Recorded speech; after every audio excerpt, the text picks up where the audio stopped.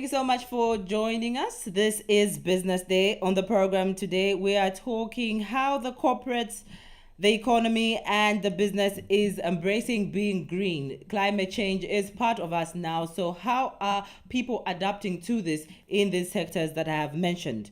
The wellness and beauty industry is one of those that are slowly getting to a place where the contribution to the economy is being recognized. And we also talk to the Zambia Revenue Authority. How are they embracing the digitalization of development, especially in their operations? And of course, April marked the end of the first quarter for Zambia, the economic quarter. What are some of the things that have been noticed in this economic quarter saying about our economy, especially the growth? These and more items on Business Day.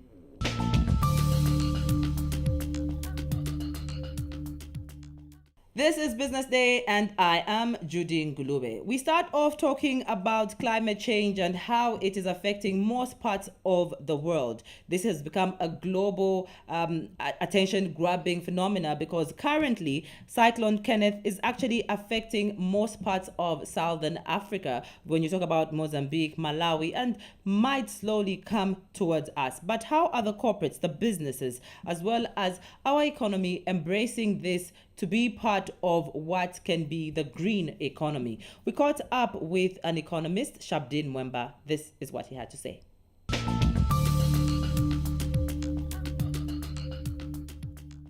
The measures that the government is putting in place to fight this animal global warming, one of them is, introduction of carbon tax.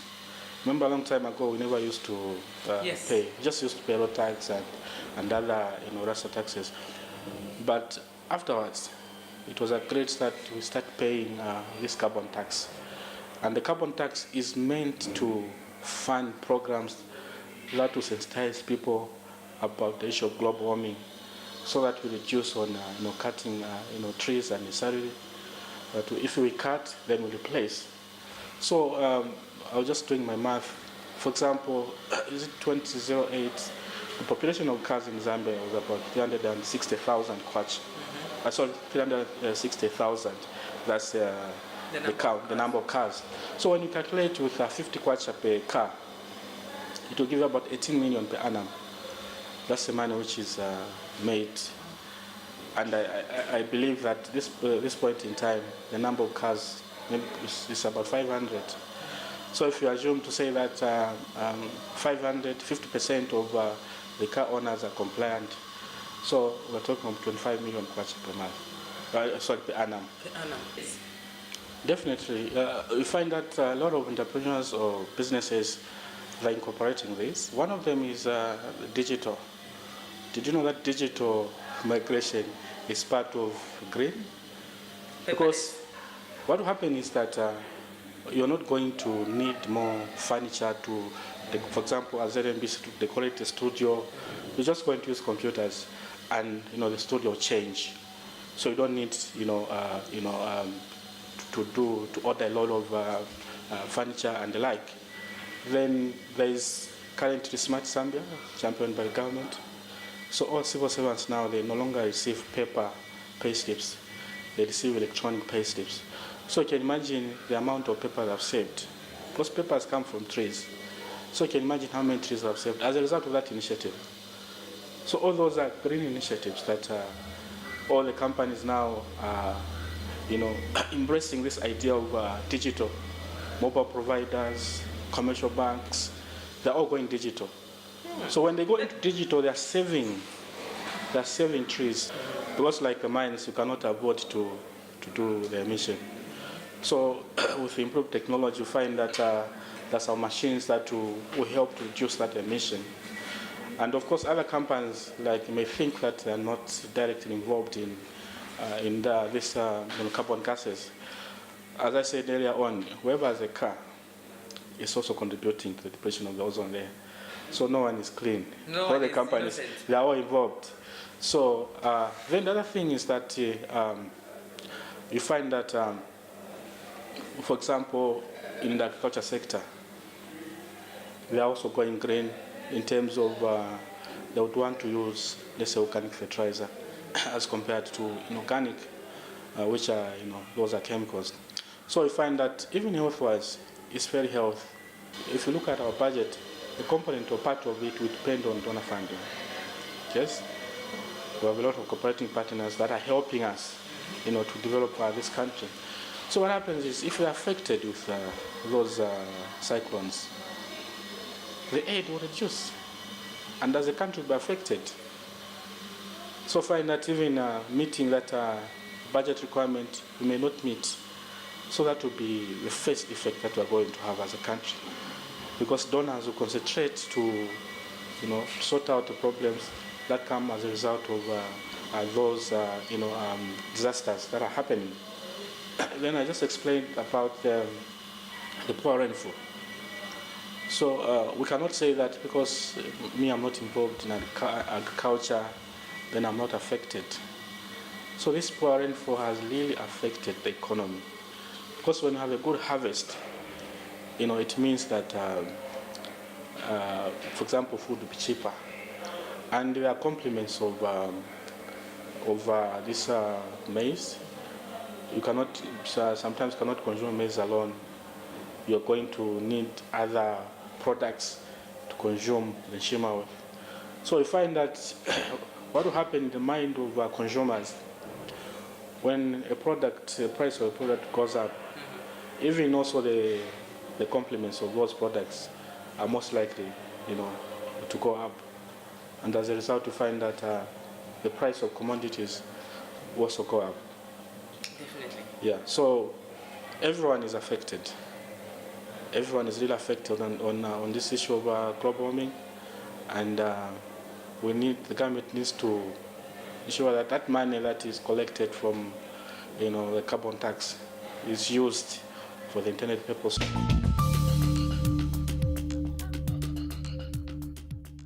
Thank you so much for still watching Business Day. We get to the Zambia Revenue Authority. This time, we want to find out how they're embracing the digital age, the information age. How are they actually incorporating this in their operations? I'm very glad to host Chisanga Kashoki. She is the Change Manager Domestic Taxes from the Zambia Revenue Authority. Thank you so much for coming to Business Day. How are you? I'm fine, thank you. How are you? I'm very fine, thank you. How's ZRA? ZRA is fine, thanks. All right.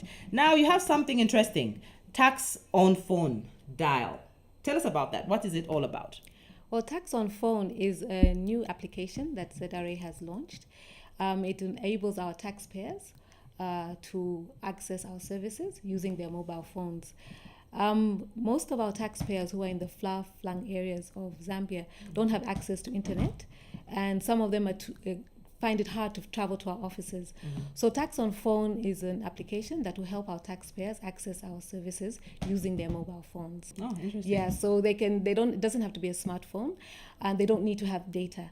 And the purpose of introducing Tax on Phone is to make sure that those taxpayers who are far out of in the country can access our services. Some taxpayers have to travel long distances to come to ZRA and file their returns or make payments. But using the mobile phone, they can actually access our services. All right. Yeah. Now, what is the code that taxpayers will use to access these services? There must be a code, isn't it? Yeah, there's a short code that they can use. They can dial *858#, and it's available on all networks. So that's the code that they can use to access Tax on Phone. All right. Earlier you mentioned electronic services that taxpayers can actually access using this facility. All these available and ready to access? Okay, right now the service which is available and that taxpayers are currently using is the return filing. So taxpayers can file their returns using Tax on Phone. In May this year, we are hoping to roll out taxpayer registration. So individuals who want to register for their taxpayer identification number, the TIPIN, can do so using the application. And certain tax types, taxpayers can use the application to register for taxes. So that will be ready in May. And then in June, we hope to roll out the query function, meaning that taxpayers can go onto their phone and check their statement what they've paid and what they're owing, what the balance might be, any or what returns they've filed, and what outstanding returns they have. So that one we hope to roll out in June. Okay. So we want to give the taxpayers a complete service so that they don't need to come to our office, but they can use their mobile phone and use it. Now, what are the basic steps when it comes to a taxpayer who need to file their returns using the tax on phone? Okay, the basic steps are, firstly, the person needs to be registered with a TIPIN. They also need to be registered with the tax type, either turnover tax or the tax that they want to file using the phone. Then all they need to do is dial the short code *858#, and it will ask them to read the terms and conditions, which they must agree to because they want to use our system. And then there'll be a few questions that they will need to answer so as to link their TIPIN mobile number with the application. And once they've done that, they can then go ahead and file their returns just following the simple prompts. It will give them guides. Press 1, select 2, so they can use that easily to file their returns. Okay. Yeah. What are the benefits of using tax online to file returns for the taxpayer? Okay, for our taxpayers, we've had a lot of calls since February for our taxpayers who have been using it. We've had our officers who've been going as far out as Zambia and into Northwestern Province, and taxpayers who are in those areas who find it very difficult to travel to our provincial headquarters, is where our domestic taxes officers are, have really enjoyed it. The one thing that they've said that they don't have to have any data. It is very quick, it's fast. They can use it anytime. They can dial the short code even in the middle of the night and file their return. So they have actually, and it's cheap for them. There's no cost to them. So that's one thing they really appreciate. Yeah, because I was about to ask all this, is it coming with a charge? Because now, with this economy, you're saying tax on phone, I just walk to ZRA and I do this. So there's no charge at all for this? There's no charge at all for it. There's no charge to our taxpayers. All they need to do is have their phone, dial the short code, and go ahead and file their return. Okay. Yes. Now, as this is a new system, now, many taxpayers will require guidance, and then is there support that has been provided for them in terms of just moving step by step with this introduction? Yes. What are you doing about it? We have the taxpayers can call our national call center, 5972, where we have people who can guide them, or they can also contact our advice center by writing to them if they want. But most of our taxpayers that we are targeting are the ones who maybe might not have access to computers, but they can still phone our advice center or national call center and on 5972, and they can get all the information that they need. Okay. Yeah. All right. Thank you so much for coming through once again. Thank you very much. All right. I have been talking to Chisanga Kashoki. She is the change manager, domestic taxes from the Zambia Revenue Authority here in Lusaka, Zambia. You're watching Business Day.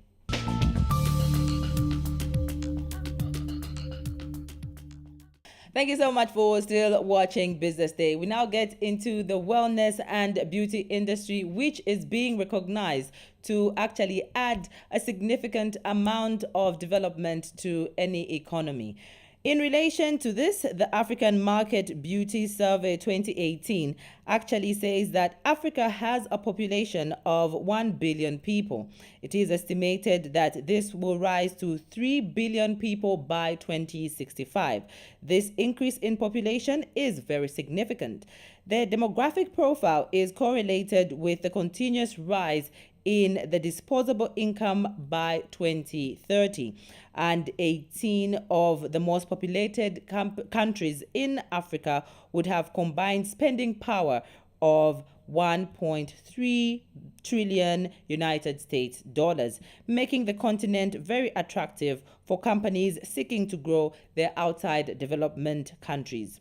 They have estimated revenues of about 1.8 billion United States dollars in 2018 in personal health as well as wellness, according to an Euromonitor International Market Survey firm.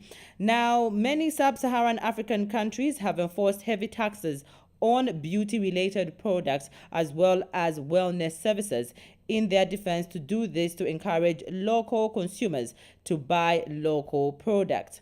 Unfortunately, many of these countries do not have convincing international regulatory standards for personal care as well as wellness services, and in addition, a viable control of regulations on the illegal products related to wellness and cosmetics. Therefore, local consumers will prefer buying international brands from reputable establishments. Now, coming specifically to our country, Zambia, the market for personal care and cosmetics is quite immense. It is dominated by South African chains such as Edgar's and Foschini, but Zambians are actually looking into buy something that is local as well as that will just accompany it with something that will actually be for their skin types as well as go with what is Zambian and African.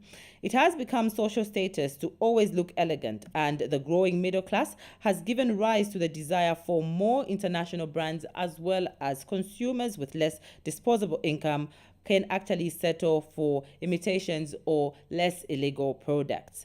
We have seen the power of social media take center stage in advertising and selling of cosmetics as well as personal care services.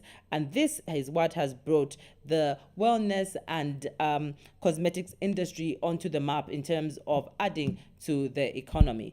Business Day did catch up with one person who is in this business to try and confirm this and actually want to find out how wellness and beauty is doing in Zambia.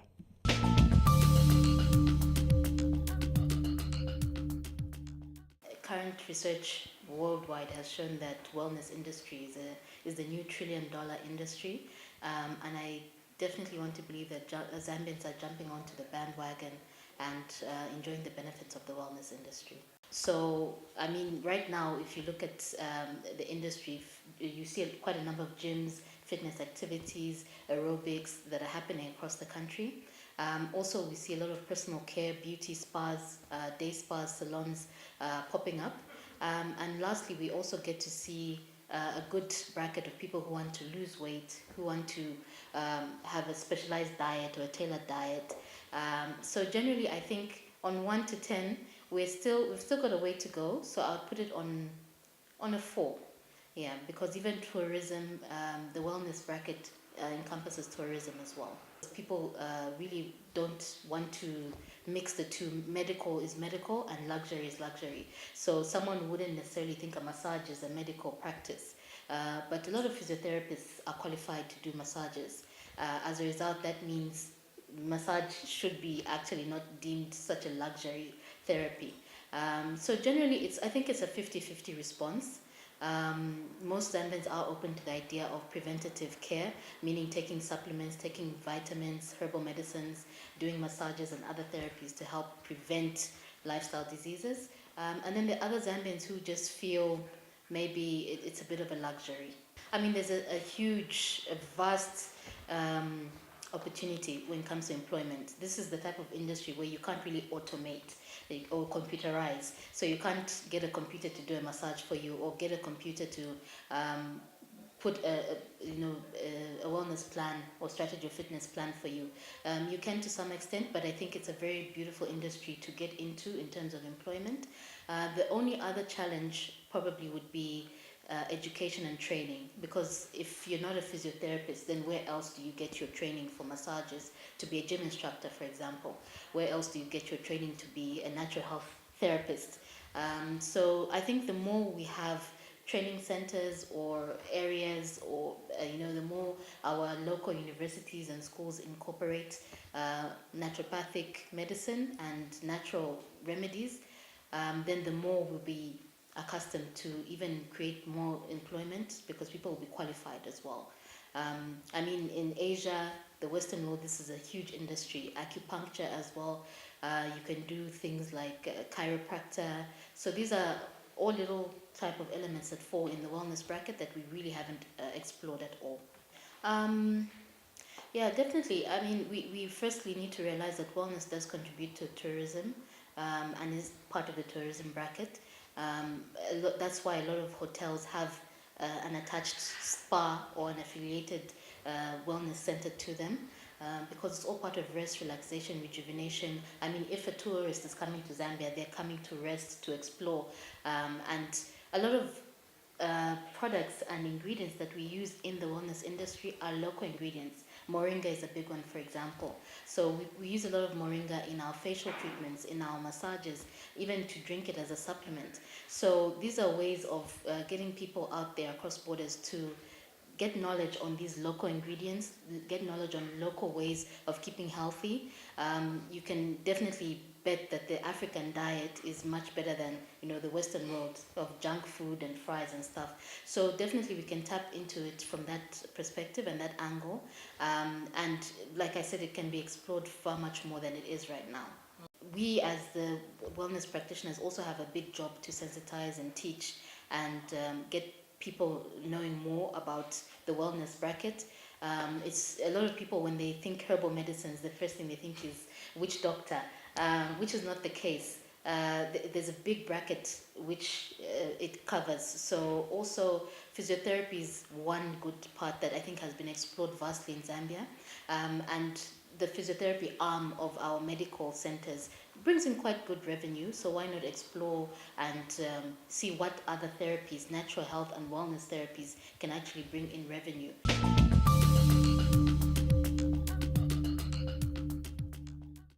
That item there wraps up Business Day for today. Join us again next week, Thursday, for more items in regards to Zambia's business, economy, as well as entrepreneurship news. On behalf of the entire production crew, I am Judy Ngulube.